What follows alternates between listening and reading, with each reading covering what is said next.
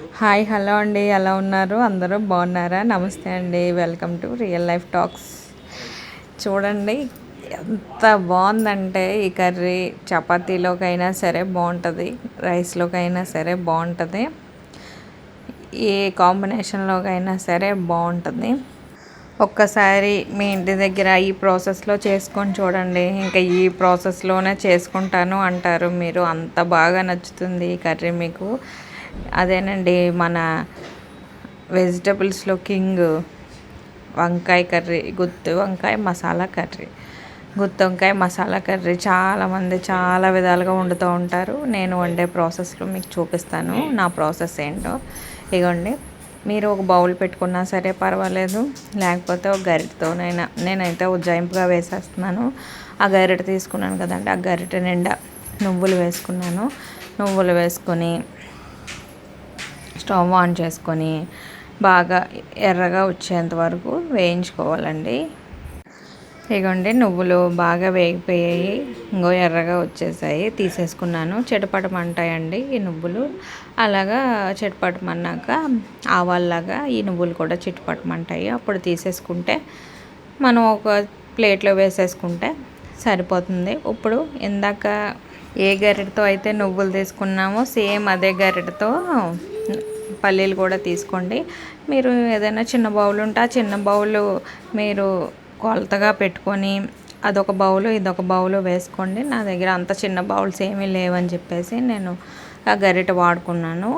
ఇదిగోండి, ఇందాక దేనితోనైతే నువ్వులు వేసామో అదే దాంతో పల్లీలు వేసుకొని బాగా వేయించేసుకొని ఇందాక నువ్వులు చల్లారి పెట్టుకున్నాం కదండి, అదే ప్లేట్లో వేసేసుకోండి.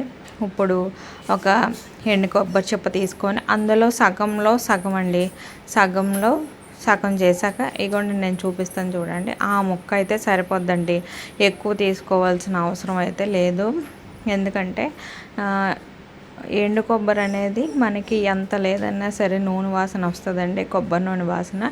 కొబ్బరి నూనె వాసన కొంతమంది ఇష్టపడతారు, కొంతమంది ఇష్టపడరు. కాబట్టి ఈ ఎండు కొబ్బరి అనేది కొంచెం తక్కువగా తీసుకుంటేనే మంచిది. ఇదిగోండి, ఆ మాత్రం సైజు నేను చూపించినంత సైజు తీసుకుంటే సరిపోతుంది.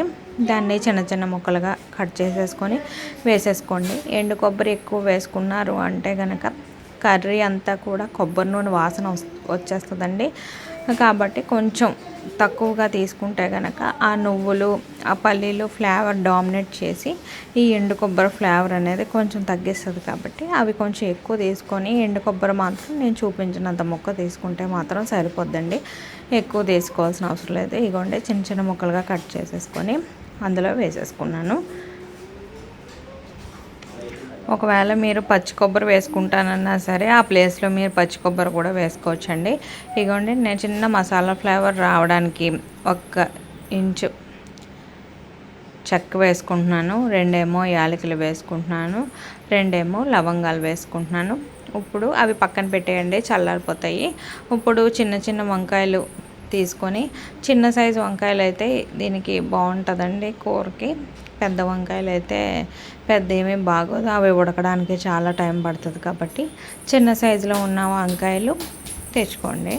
ఇదిగోండి, అన్నీ ఒకే సైజులో ఉన్న వంకాయలు అయితే చాలా బాగుంటుంది.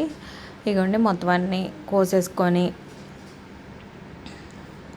మీకు మామూలు గుత్తి వంకాయ కోసుకుంటాం కదా, అలా కోసేసుకొని పుచ్చులేమీ లేకుండా తీసేసుకొని నీళ్ళలో వేసుకొని ఉంచుకోండి. అవి చల్లారేలోపు ఇవి కోసేసుకుంటే మనకి టైం సేవ్ అవుతుంది. మనం ఒకదాని తర్వాత ఒకటి చేసుకుంటే కనుక కర్రీ అనేది కనీసం ఒక 15 నిమిషాల్లో అయిపోద్దండి. ఇగోండి, ఇందాక చల్లారి పెట్టుకున్నాం కదా, అవన్నీ చల్లారిపోయి చక్కగా ఇప్పుడు ఒక మిక్సీ జార్లో వేసేసుకోండి అన్నీను. ఇదిగోండి, అన్నీ వేసేసుకున్నాం కదా మనం వేయించుకున్నాం. ఇప్పుడు అందులోనే ఒక 1/2 టేబుల్ స్పూన్ దాకా పసుపు, ఒక 1/2 టేబుల్ స్పూన్ దాకానేమో ధనియాల పొడి, ఒకవేళ మీరు ధనియాలు ఉంటే ధనియాలు కూడా వేసుకోండి. ఇప్పుడు ఒక 1/2 టేబుల్ స్పూన్ దాకా కారం. కారం అయితే 1 టేబుల్ స్పూన్ దాకా పట్టిందండి. అంటే ఇందులో ఒక 1/2 టేబుల్ స్పూన్ వేసాను, లాస్ట్లో కొంచెం ఒక 1/2 టేబుల్ స్పూన్ వేసాను. మీరు మొత్తం వేసేసుకోవాలంటే ఇక్కడే వేసేసుకోండి.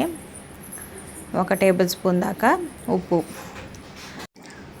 ఇంకా ఒక 1/2 టేబుల్ స్పూన్ దాకా అల్లం వెల్లుల్లి పేస్ట్ వేసేసుకోండి. ఒకవేళ అల్లం వెల్లుల్లి పేస్ట్ లేకపోతే ఒక 4 రెబ్బలు 5 రెబ్బలు వెల్లుల్లిపాయలు, 1 ఇంచు అల్లం ముక్క వేసుకుంటే సరిపోద్ది. కొంచెం నీళ్ళు వేసుకొని ఆ మిక్సీ తిరగడానికి స్మూత్ పేస్ట్ లాగా చేసేసుకుంటే మన గుత్తి వంకాయలోకి స్టఫ్ రెడీ అయిపోయినట్టేనండి. ఇగోండి చక్కగా కొంచెం నీరు వేసుకొని తెచ్చేసుకున్నాను. చక్కగా ఫైన్గా ఆడేసుకోండి, బాగా ముద్దగా ఆడేసుకోండి. ఈలోపు ఒక ఉల్లిపాయ కూడా కట్ చేసేసి పెట్టుకోండి. ఇగోండి మన వంకాయలన్నీ ఇందాక కట్ చేసి పెట్టుకున్నాం కదా, ఇప్పుడు అందులోకి మనం రెడీ చేసుకున్న మసాలా పేస్ట్ ఆ వంకాయల్లో చక్కగా కూరేసుకోండి. కొంచెం ఎక్కువే ఉండేలాగా కూరుకోండి, ఎందుకంటే వంకాయలు వేగేటప్పుడు ఎలాగా పేస్ట్ అనేది బయటకు వచ్చేస్తుంది కాబట్టి కొంచెం అయినా సరే ఆ వంకాయల్లో ఉంటుంది కాబట్టి కొంచెం ఎక్కువగానే స్టఫ్ చేసుకోండి మసాలా పేస్ట్ అనేది. ఇగోండి మొత్తం వంకాయలన్నీ కూడా అలాగా మొత్తం స్టఫ్ చేసేసుకొని పెట్టేసుకోండి. ఇదిగోండి మొత్తం వంకాయలన్నీ కూడా స్టఫ్ చేసేసుకున్నాను.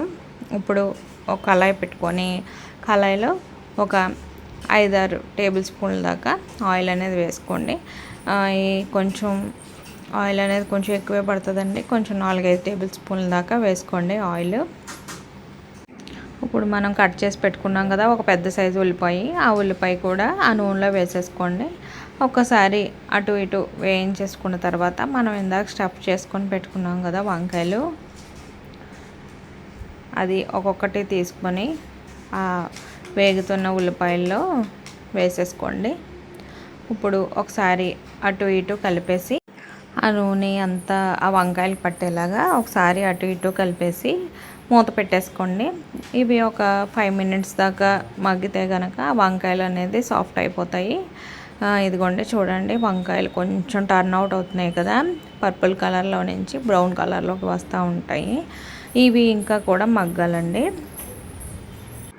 ఇదిగోండి ఈ స్టేజ్లో వరకు మగ్గాలండి. వంకాయ అనేది కొంచెం ఒక 70% దాకా వంకాయ అనేది ఉడికిపోవాలి మనకి, ఎందుకంటే తర్వాత నీళ్ళు పోస్తాం కాబట్టి ఉడుకుతుందే కానీ వేగదు.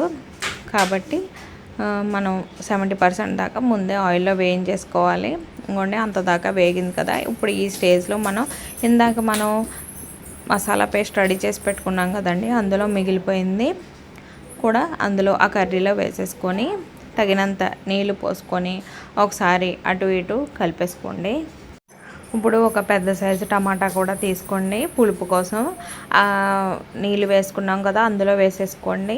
టమాటా అంతా కూడా ఏం పర్వాలేదు, చక్కగా ఉడికిపోద్దండి టమాటా ఆ నీళ్ళతో పాటు. ఆ నీళ్ళు కొంచెం తగ్గిన తర్వాత వంకాయతో పాటు కూడా ఉడుకుతుంది కాబట్టి ఈ స్టేజ్లో అనేది మీరు ఒక టమాటా అనేది కట్ చేసేసి వేసేసుకొని మూత పెట్టేసి కనీసం ఒక 5-6 నిమిషాలన్నా సరే వదిలేయాలండి. వదిలేస్తే ఇగోండి చూడండి ఇలాగా పేస్ట్ అంతా కూడా మన మసాలా పేస్ట్ అంతా కూడా దగ్గర పడుతుంది. ఈ స్టేజ్లోనే మీకు ఉప్పు సరిపోయిందో లేదో చూసుకోండి. ఈ స్టేజ్లో మీరు సెట్ చేసేసుకోండి ఉప్పు సరిపోయిందో లేదో. నేనైతే ఒక 1/2 టేబుల్ స్పూన్ దాకా ఉప్పు పడుతుందని చెప్పేసి వేసుకున్నాను. ఇంకొక 1/2 టేబుల్ స్పూన్ దాకా కారం కూడా వేసుకున్నాను. కారం కూడా వేసుకున్న తర్వాత ఇందాక మసాలా పేస్ట్లో ఒక 1/2 టేబుల్ స్పూన్ దాకా కారం వేసుకున్నాం కదండి, ఇప్పుడు ఒక 1/2 టేబుల్ స్పూన్ దాకా కారం వేసుకున్నాను. అంటే మొత్తం ఒక పెద్ద టేబుల్ స్పూన్ దాకా కారం అయితే పడిందండి. ఇదిగోండి ఒకసారి అటు ఇటు కలిపేసుకొని కొంచెం కరివేపాకు కూడా జల్లేసుకోండి. ఇప్పుడు కొంచెం కొత్తిమీర కూడా కొంచెం వాష్ చేసేసుకొని చిన్న చిన్న ముక్కలుగా కట్ చేసేసుకొని ఒకసారి అంతా కలిసేలాగా అటు ఇటు కలిపేసుకోండి. కలిపేసుకున్న తర్వాత వంకాయ అనేది మ్యాక్సిమం ఉడికిపోద్దండి. ఉడికిపోయింది కాబట్టి ఇంకొక కొత్తిమీర కరివేపాకు మనం వేసిన ఉప్పు కారాలు కొంచెం పడితే బాగుంటాయి కాబట్టి ఇంకొక నిమిషం మనం మూత పెట్టుకొని ఉడికించుకుంటే నూనె కూడా చక్కగా పైకి తేలుతుందండి. ఇగోండి చూడండి నూనె కూడా చక్కగా పైకి ఎంత బాగా తేలి బాగా కుక్ అయిపోయిందో కూర అనేది. ఈ స్టేజ్లో అనేది మనం స్టవ్ ఆఫ్ చేసేసుకుంటే మన గుత్తి వంకాయ మసాలా కర్రీ రెడీ అండి. ఇది అన్నంలోకైనా చాలా బాగుంటుంది, రాత్రి చపాతీల్లోకైనా సరే ఇంకా బాగుంటుంది. ఒకసారి మీ ఇంటి దగ్గర ట్రై చేసి చూడండి, ఎలా వచ్చిందన్నది నాకు కామెంట్ సెక్షన్లో చెప్పడం మాత్రం మర్చిపోకండి. ఒకవేళ నా వీడియోస్ కనుక నచ్చుతున్నట్టయితే లైక్ చేసి షేర్ చేసి సబ్స్క్రైబ్ చేయడం మాత్రం మర్చిపోకండి. ఒకవేళ మీరు యూట్యూబ్లో సెర్చ్ చేయాలనుకుంటే నా ఛానల్ని రియల్ లైఫ్ టాక్స్ 30 అని చెప్పేసి స్పేస్ ఇవ్వకుండా సెర్చ్ చేస్తే కనుక రియల్ లైఫ్ టాక్స్ 30 అని మీకు నా ఛానల్ అనేది కనిపిస్తుందండి. థ్యాంక్ యూ అండి. బాయ్ అండి. బాయ్.